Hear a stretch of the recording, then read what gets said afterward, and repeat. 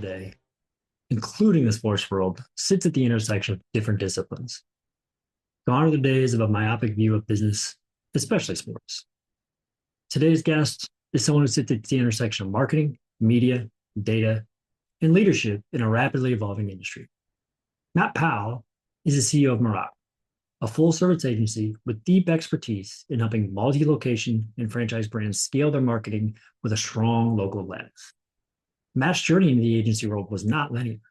He started out in broadcast journalism, moved into media and marketing, and ultimately grew into leading an agency that's now celebrating more than 4 decades in business. Under Matt's leadership, Moroch has sharpened its focus on data-driven decision-making, integrated creative and media strategies, and helping brands translate national scale into local impact.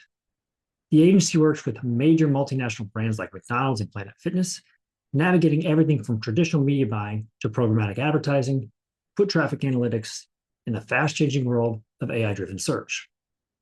In this episode, Matt talked with Adam and walks us through how the agency models evolved from negotiating TV spots over the phone to bidding on audiences in real time, why data is only powerful when it's tied to real business outcomes, and how local sports, NIL, and community identity are creating new opportunities for brands to connect with fans in meaningful ways. They also dig into leadership, how to guide teams through constant change, how independent agencies compete in a world of consolidation, and what Matt looks for in young professionals when entering the industry today. If you're interested in the future of advertising, sports marketing, and how technology is reshaping the relationship between brands and consumers, this is a conversation you don't want to miss. I'm Bryce Clinton, and this is a Revenue Above Replacement podcast.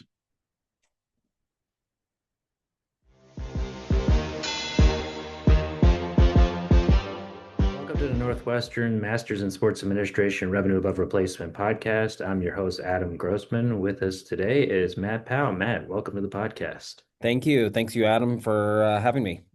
Glad Yeah, to be hopefully you're staying warm. I know Dallas and the Dallas area has gotten a freak snowstorm that it usually doesn't get, but Well, it is weird. I think we get one of these a year, and now because of the issue that happened in 2022, when the grid shut down, everybody just freaks out and thinks we're going to lose power for a week again. So it just creates panic. But yeah, we don't have don't the mean infrastructure that you guys do. don't mean to laugh. I mean, obviously it's not good if people don't want people losing power or anything, but right, obviously I think Yep, as some people who live in the Dallas area, right, it's definitely a different frame of mind than people in the Chicago Evanston. absolutely. Well, Matt, it's great to have you. We're going to really focus on your work with Moroch, the agency that you lead, but we like to start our episodes the way we always like to start, which is tell us about your career to date and how you got to the position that you're in now. Yeah. Interesting career. I came out of college as a broadcast journalism major and kind of stumbled my way into marketing and media specifically out of the gate and worked at a couple smaller agencies before I got to Moroch and really wasn't expecting to, this is my 25th year at Moroch and wasn't really expecting that. That's kind of not normal in our industry anymore. And, I joined kind of with two things in mind when I came to Moroch, just based off of the first two agencies I worked at. I was looking for stability, which I can probably feel like I checked that box off.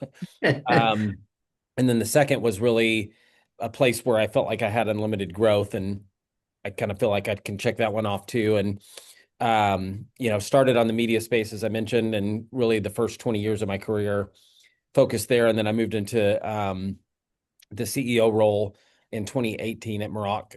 And for a variety of reasons that kind of led to that moment, but it was never really something I was trying to attain, but kind of ended up working out the way it did and had a lot of fun doing that as well. Yeah, I definitely want to get into your career. You and I have known each other now for a while and a long time in terms of some various different roles that you were in with the agency. But let's, start. What is Moroch? Yeah. What's its background? How did it become the agency that it's become today? Yeah. So we're in our 45th year this year. So celebrating 45 years. And its inception, it was started by two gentlemen who basically at the time they were managing a piece of McDonald's business under a Oklahoma agency, and they felt like they were ready to go out on their own. So they went and had a conversation with the agency owner, and basically he sold them the Dallas office and business for $1, and kind of, saw a spark in them and wanted to encourage it and let them launch their agency. And we're actually now working with the grandson of the first client we worked with McDonald's, which that's kind of an insane thing in the advertising and marketing world. Yeah. And so from there, really, we've always had this focus around, I would say, multi-location or multi-unit at scale. So clearly, a McDonald's, we're working with over 4,000 locations. Wow. But you can see how that kind of translates into lots of other categories. So, clients like Planet Fitness, Midas, et cetera, with all kind of the similar mindset of this, it's local and regionality, but it's done at scale. And so how can you essentially deploy, whether it's media creative, et cetera, at scale. And so that's something we've learned and done well. And so we consider ourselves full service, but there's kind of a local regional lens to a lot of the work that we do. And when you talk about full service, you mentioned media buying, particularly for our students who are not familiar with the kind of agency work. What does full service mean? What are the services that Yeah. you're providing? Yeah. So, I mean, often in the agency world, you'll have a media only agency or a creative only agency or even more specialized agencies. And we really try to bring all of those pieces together. It's interesting though, because, for some of our clients, we still are, the media agency, and either they do creative internally or work with another agency.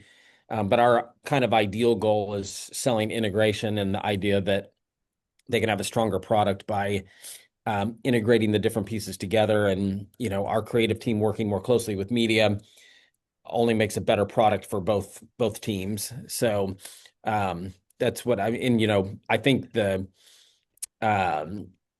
inherent challenge, there's so much specialization right now that I wouldn't say we actually do all the things. And so there's still times where we're partnering with other agencies as well. So Yeah, in particular, when you talk about media buying and obviously media buying, media planning, what does that mean? Obviously, that's your background and right. a very important part of the agency. So, like, what is media buying and media planning, and how does that impact the clients that you're working with? Yeah. So yeah, I did grow up in that space, and there's kind of the classification between planning and buying. Planning is the ones who really are determining where and how budgets get spent and why to go after different consumer groups and audiences. And then the buying side, we break that down into multiple teams who are directly negotiating or working within platforms to procure the media. So, our out-of-home team, probably the oldest school buying that we do, they're working with out-of-home vendors and placing out-of-home. And then we've got, people in platform buying programmatic digital or social or search, et cetera. And so, um, you know, we at different points had outsourced part of our buying, but over the last 5 years, we brought all of that in-house and seen a lot of evolution and growth by doing that. And that's part of what an interesting position that you're in now, obviously, given from where you started to where you are. One of the questions we want to talk about, and we'll get even more into what Moroch does, particularly the focus on local. But I just again want to start a little more macro on like the evolution of the agency, right? From Yeah. where you started to where it is today. Can you just talk about like what an agency, when you came to work at an agency, what did that mean to you? Yeah. Now, if somebody's coming to work at Moroch, what would you think that they would think an agency would mean to them? Yeah. It's a very interesting question, especially starting on the media side. We were still, most of our arguments or, you know, proposals to clients were still very focused around TV, and radio to some extent, out of home to some extent. And it was just a very different kind of conversation than today, because so much of what we were doing was not necessarily trackable, was not necessarily, trackable from a sense of, was it actually driving impact for the client. We knew how many people saw ads and, that kind of a thing. And so, fast forward to today where there's almost too much data and too much um, information at your fingertips that you almost have to kind of parse out what really matters at this stage. But, from a buying perspective alone, just look at that, team specifically. They were on the phone negotiating individual rates for TV shows with the humans on the other end of the phone. Mm.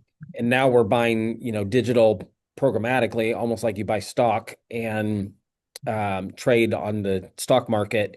And so much more sophistication, much more, automation involved. And that alone, and you could kind of go team by team and have the same conversation in terms of just the level of sophistication and how quickly things have moved. It is interesting because on the flip side, there's still things that haven't really changed. And so I'm kind of a student of the, where we've come from and some of the kind of tenets of why we exist to begin with. And there's still a lot of things that are still true. And if you'd learned it in school 30 years ago, you'd still think the same today. So anyway, it's interesting to me.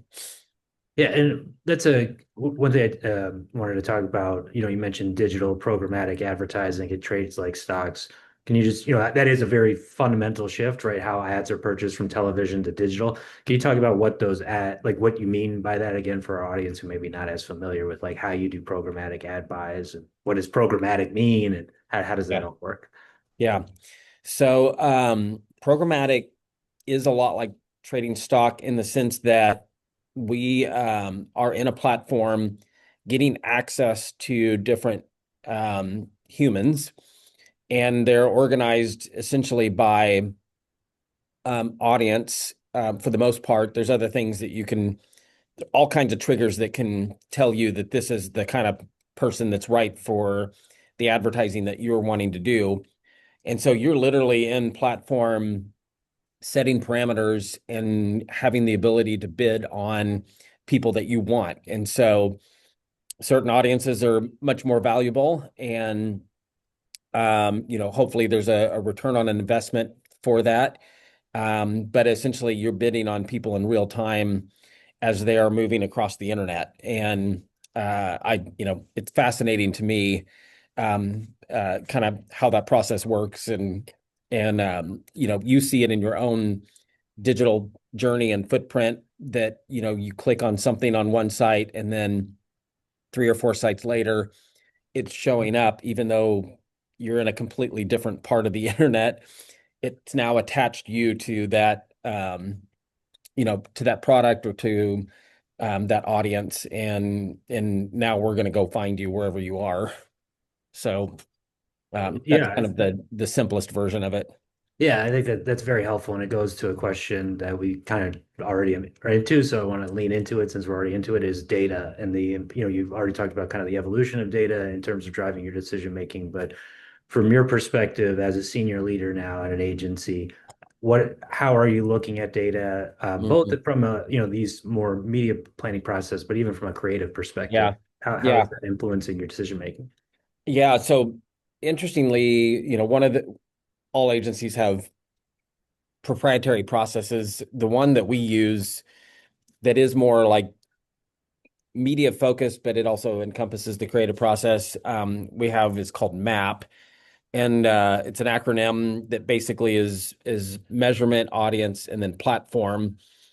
And so most agencies would almost reverse that. They would start with, going into Facebook or whatever platform, then determining the audience, and then let's measure how we did. We actually have flipped that around and said, we really want to know what our end game is, what behavior we're trying to drive, you know, what action we want from a client perspective. And that is where we start, is what is that going to look like? What are the goals that we have? How are we going to measure that? Then we work towards what is the right audience? What's the message we need to put in front of them? And then all of that is an input into Now let's go, buy the media in platform, et cetera, et cetera. So I think, you know, all agencies have dashboards and all kinds of tools where they can kind of see that information firsthand. We really want that early in the process. Another example, so there's a tool that, a lot of agencies and marketers are accessing today called Placer. Mm. And for us in the multi-location space, that's huge because we can go in and, we're starting to look at a specific brand and we want to know who that customer is, where they're coming from, a lot of information before we start building a plan. So that already kind of gives us a leg up. And it's an example of many tools that we have that are we going to be finding the people in the right place? And let's start there. And so, yeah, very, very much a huge part of what we do. And frankly, like for our agency, I think it's a point of difference that we have the ability to connect the dot to, a lot of agencies can say, we got this many eyeballs on something. Yeah. We're much more interested in, did it drive the behavior we wanted, and ultimately increase sales or drive traffic or whatever that outcome is. That's something that we work towards up front.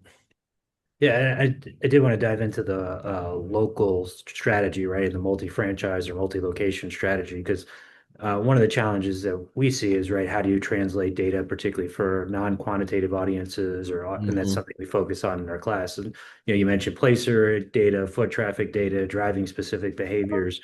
When you're Yeah. engaging with clients, do they understand, or how much do they understand, or do you think they fully understand, all these different data-driven decision-making and platforms that you guys are looking at now? Yeah, and it's interesting. So from a client perspective, at a highest level, we classify our clients in kind of two categories. If we're working with more of the corporate marketing team, generally their knowledge base is a different knowledge base. I wouldn't say smarter, they have different Yeah. backgrounds and skill sets. And so there's certain KPIs that are very important to them.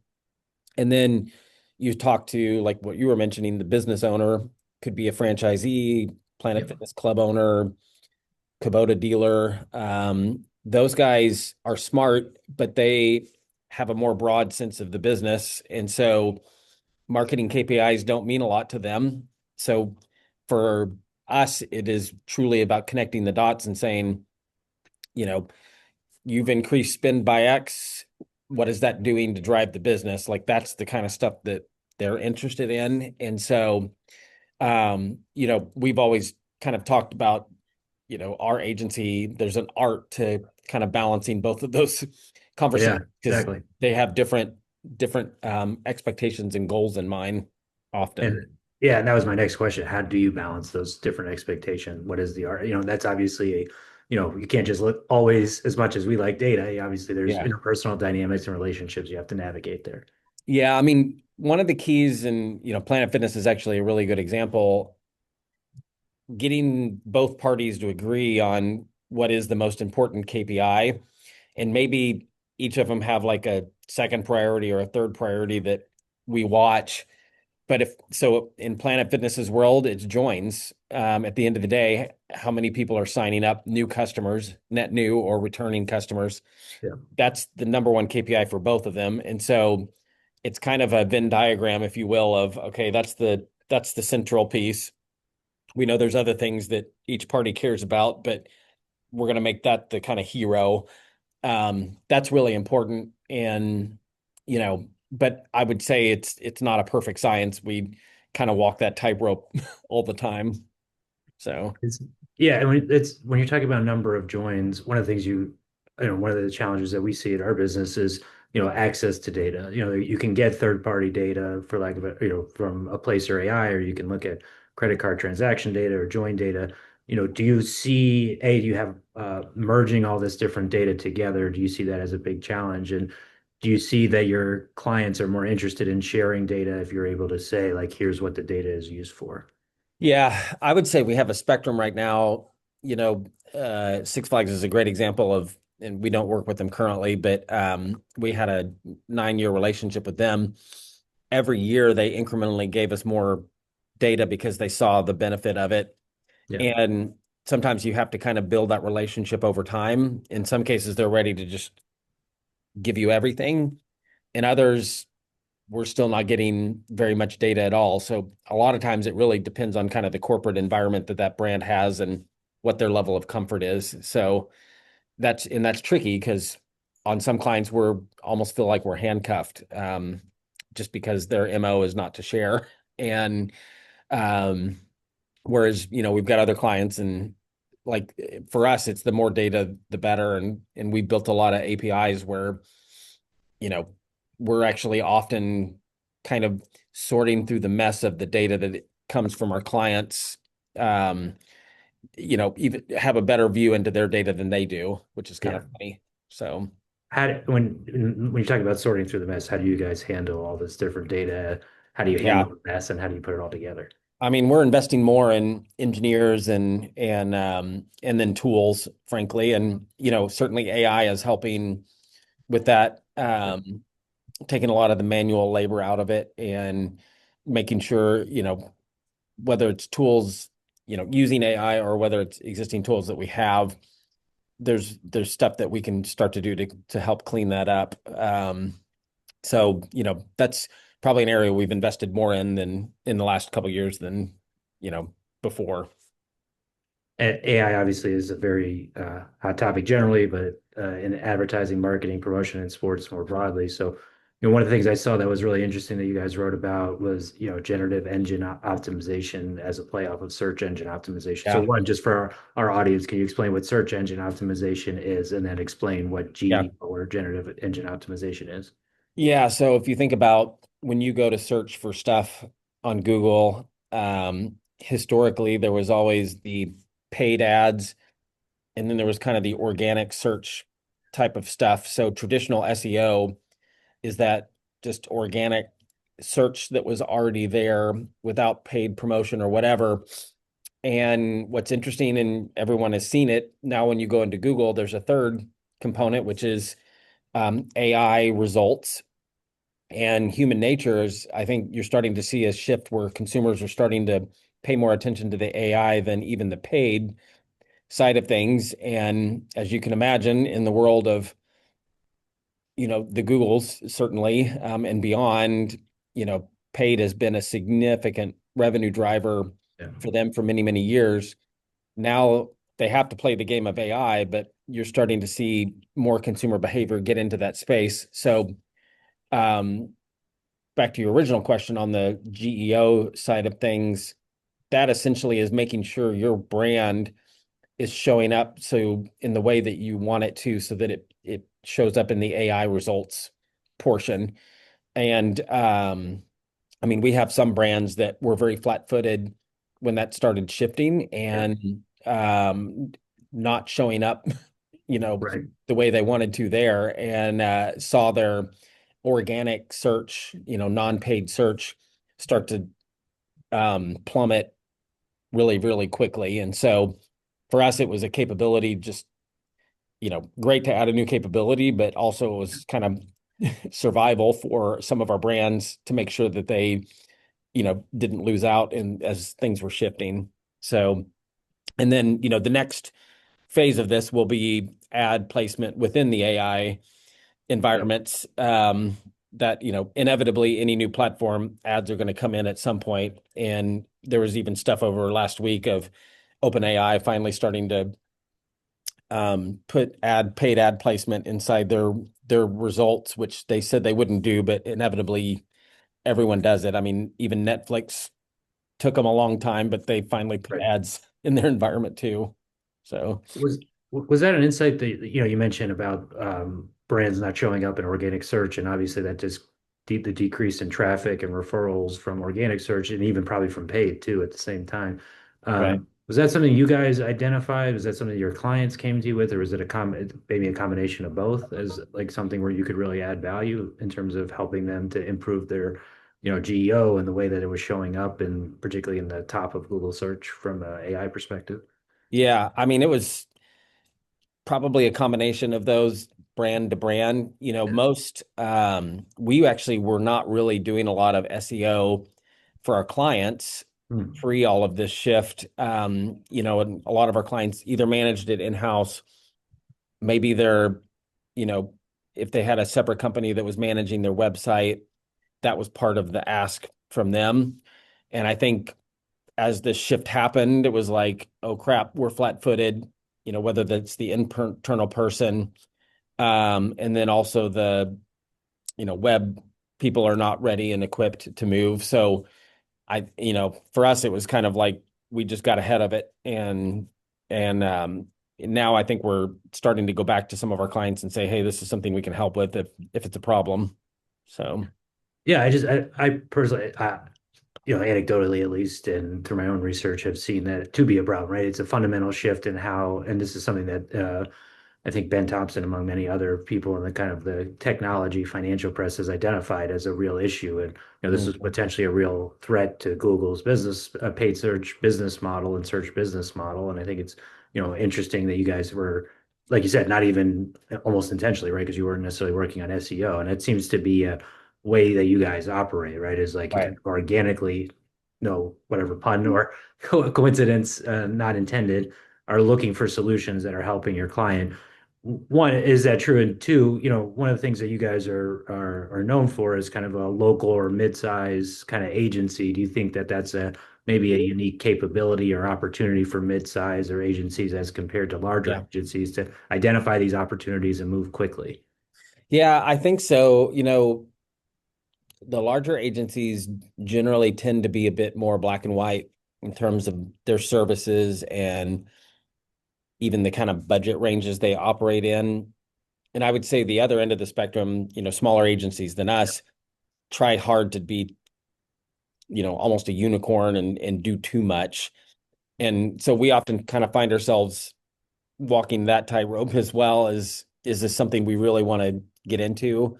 Building websites as an example, is something that, sometimes we take those projects on, sometimes we don't. We generally don't make a lot of money at it.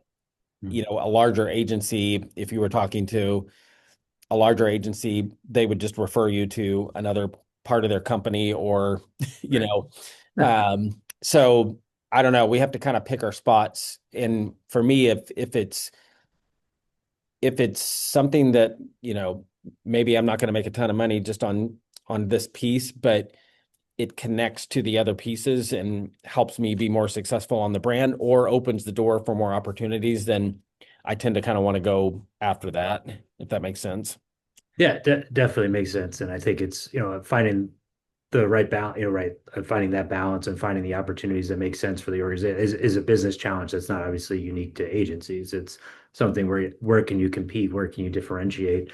Right. And I didn't want to get into that maybe a little later, but since we're talking about it now, like how do you see yourself in kind of, there are a number of agencies, you are operating in a competitive situation with agencies, sometimes in a like you mentioned, cooperative situation from agencies. There's been Yeah. consolidation of agencies, in a dynamic competitive environment. How are you guys seeing differentiation for your brand and business? Yeah. It's been, in last year in particular was a particularly transitionary year with consolidation. You already have these large holding companies and then they're merging and getting even bigger. In my mind, and we'll see how it plays out, that does create opportunity because I think as brands, are being challenged more and more to deliver in an environment that's not been necessarily straightforward from a business perspective, like we see opportunity, the attention and care that an agency our size can give versus a larger entity, I think makes a difference. And, we work really hard to make sure like our senior leadership is very involved with brands. The people, our clients have access to us, and that's not something you're going to get at a larger agency. And so giving them more reasons, from that perspective, I think is really important. So kind of back to your original question, like we see a lot of opportunity within that for sure this year. And one of the things I did notice is on the website, it says, there's a link to CEO Matt for new Yeah. business opportunities. What was the impetus for that? I mean, exactly that. Yeah. It's kind of proving from day one that, it's not like a black box that you can get to senior leaders. And, um, part of it was a little bit of a reaction. The person leading my agency prior to me uh, learned a lot from him. Kind of near the tail end of his career, he got more behind the scenes than I personally think you should be for an agency our size. And there were reasons why, but for me, it was kind of swinging the pendulum the other direction a bit. And maybe swinging it too far, but Yeah. it'll reset at some point. But I like being able to, have them feel like they have the attention of leadership within the company, and I think that's important.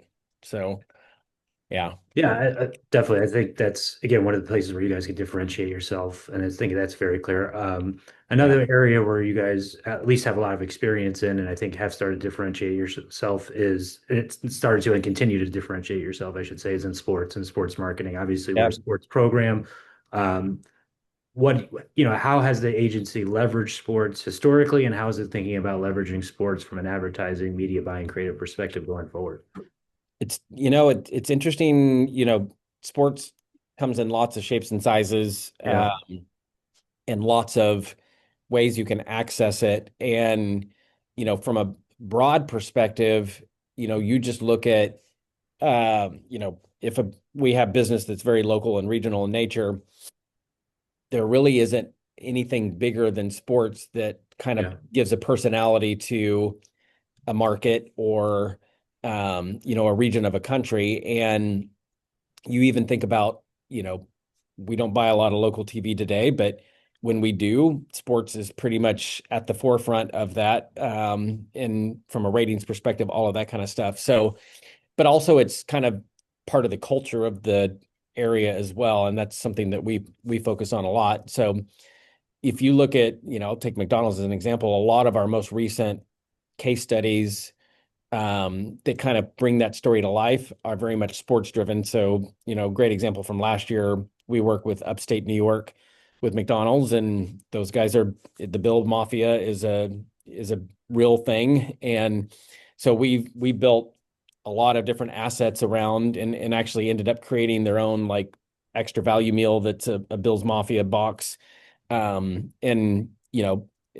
literally they eat it up in that market. And so for us, sports, I think, you know, it used to be you do a deal with the team and, I always kind of was like conflicted. Is this just us buying tickets for people, and what's the real value? And now it's there's so many different points of entry. It's definitely something that you're always having to consider. And then I'll take one last comment is it's also not just the big four from a yeah. sports perspective anymore. I mean, we actually helped worked with a local guy that we knew who was launching the Dallas Pulse, which is the our first pro volleyball women's volleyball team in this market. And um, there's a lot of kind of niche sports that are certainly in a market like DFW are popping up. So that kind of creates other points of entry.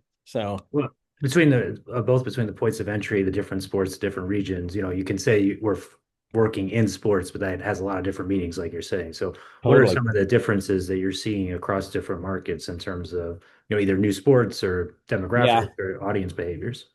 Yeah. It's interesting because, a lot of our brands still are mass marketers. So they're still most interested in the bigger sports in terms of just Yeah. getting the awareness that they need.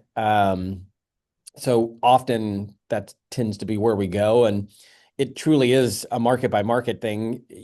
Even on the same brand, you know, Dallas is a football market, and there are certainly relevance with the other sports, but that's kind of where the conversation starts.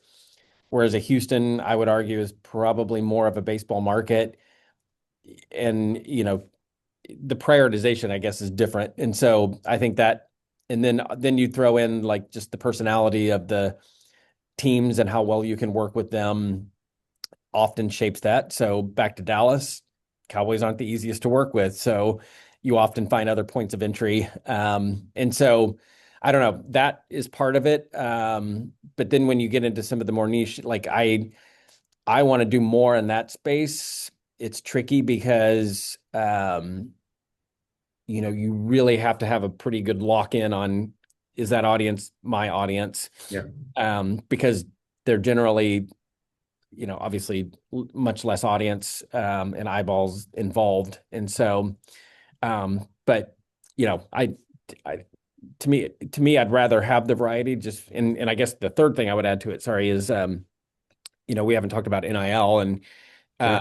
that's been interesting that NIL actually opened the door for more local regional opportunities because college is inherently local Yeah. regional, and I've never had access to that kind of talent before. And Midas is a brand for us that almost immediately jumped into that and started doing things within their markets. And I would never have predicted that ever. So anyway, it's been kind of fun to see how that opens the door. Yeah, I mean, what's been your experience working? That was going to be my next question. What's been your experience working in NIL? What are the, how is it? This is obviously novel for everyone. What's it Yeah, like working with the athletes, potentially working with their agents? right. What are brands' expectations? What are some of the metrics that you're seeing from an NIL perspective? Yeah. All of it has been, I think it's works a lot like, I would say traditional, that's kind of hilarious, but traditional influencer campaigns, in the sense that there are metrics that kind of determine, is this working? Is it successful? I would say they tend to be, from a talent perspective, a little easier to work with than, more broad influencer stuff that we do. Um, for me, it's just on a personal level, I don't know that it's great for the actual sport. But I have to kind of put that to the side and understand, like, this is creating new ways to connect people in markets, and that's fun from that perspective. But yeah, and it's kind of a work in progress. So, you know, different different by brand, different by region, different by sport, all of that kind of stuff. We're still kind of navigating it all. Are you seeing, it's been a little while since now, not too long, since the kind of initial phase of NIL has been in place. Have you seen still consistent demand from your clients that they're looking for NIL opportunities, or are you seeing it level off, or are you seeing it increase potentially? I would say slight increase. Um, I would say slight increase. And what do Uh, you think? Yeah, it's been the cause of that. I think people are seeing, the benefits of it. The Yeah. ones that were cautious before are still not completely there yet. Um, but I think um,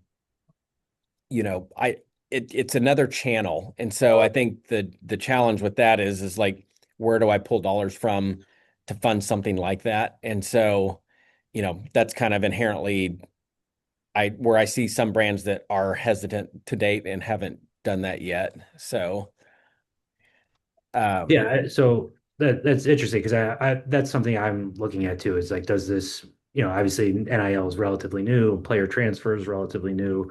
There's opportunities, these athletes are potentially in market only for a shortened period of time, whether they go professional or transfer.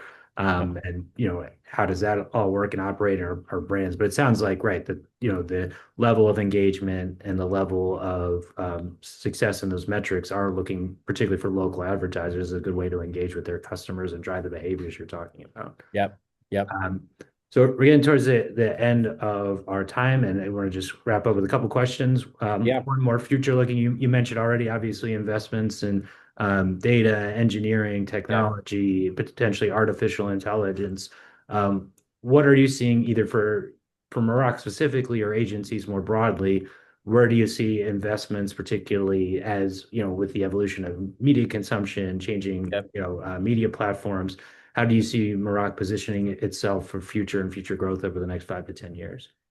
Yeah, and it's active conversation because our world is changing so rapidly. So, you're kind of looking a year or two ahead in this kind of environment. It reminds me a lot of the early days of internet and internet advertising, where you knew that you had to kind of get in the game, but you also had to be okay with the rules changing consistently. And, as an independent agency, we don't have unlimited resources. And so you have to make smarter bets from that perspective. And we tend to, I would say, like most independent agencies, you're not going to be investing in massive build outs of proprietary tools and things like that. But we found a lot of success working with partners to build something that's proprietary to us, but on the back of something that they have, and being able to leverage that. And, I like that because it gives us a little bit more flexibility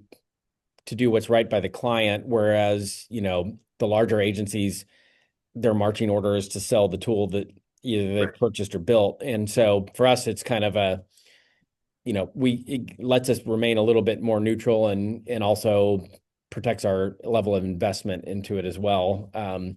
And the other thing is, so we're part of WPI, which is a global network of independent agencies. There's about 80 agencies in the network. And one of the things we've talked about is, are there opportunities for us as independents to come together and build things from time to time? So we're starting to explore that a little bit. If you get 3 agencies to invest in something that we could all use, that's obviously like beneficial to all of us. So we've talked about that.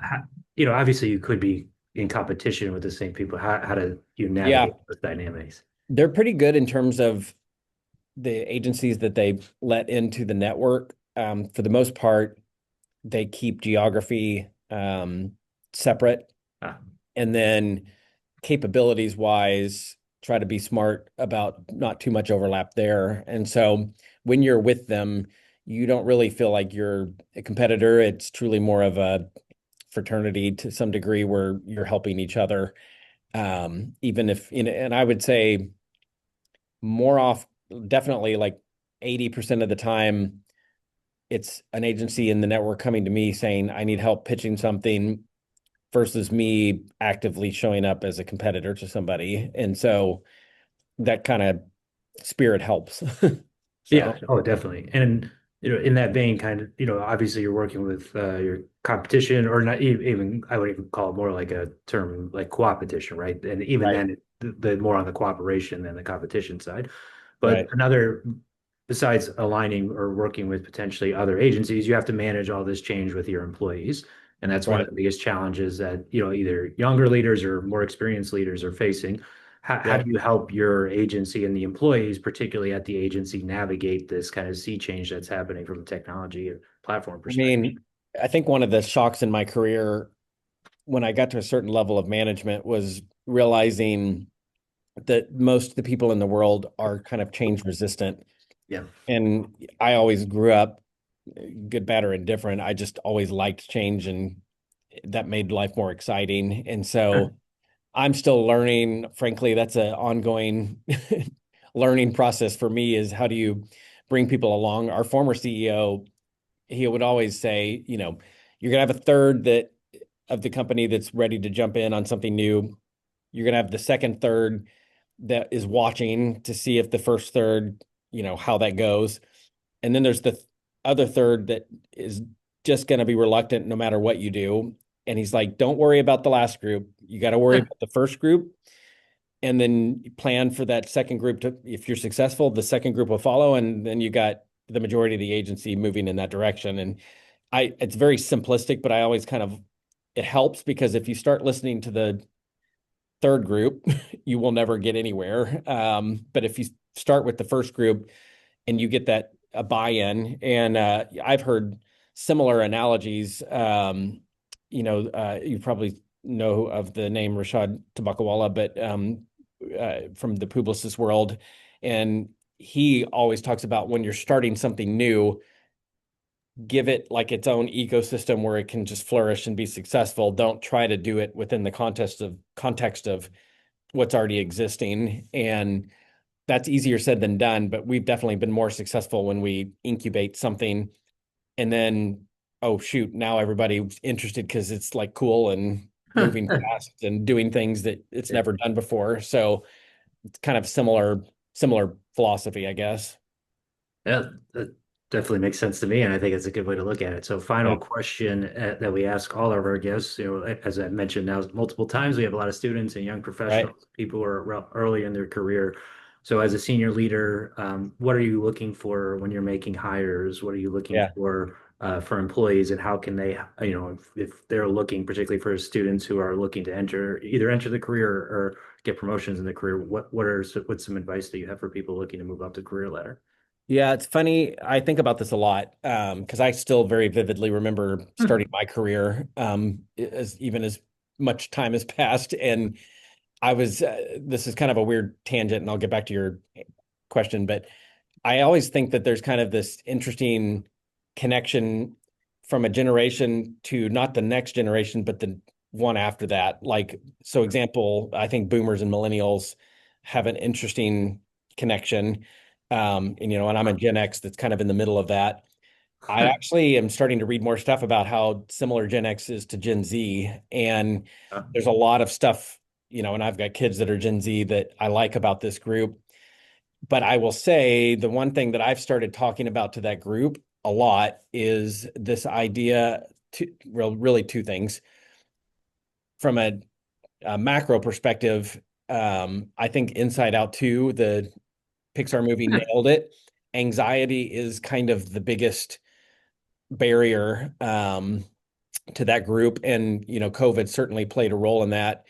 And so one of the things I always talk about is put yourselves in scary situations, learn how to fight through it. We were told when we were growing up, fake it till you make it. And I think there needs to be a little bit more of that vibe from this group. They're a lot more cautious. And certainly they're having less exposure to how to operate in, physical settings than Yeah. they ever have before. Like I learned so much by watching people in meetings or listening to phone conversations.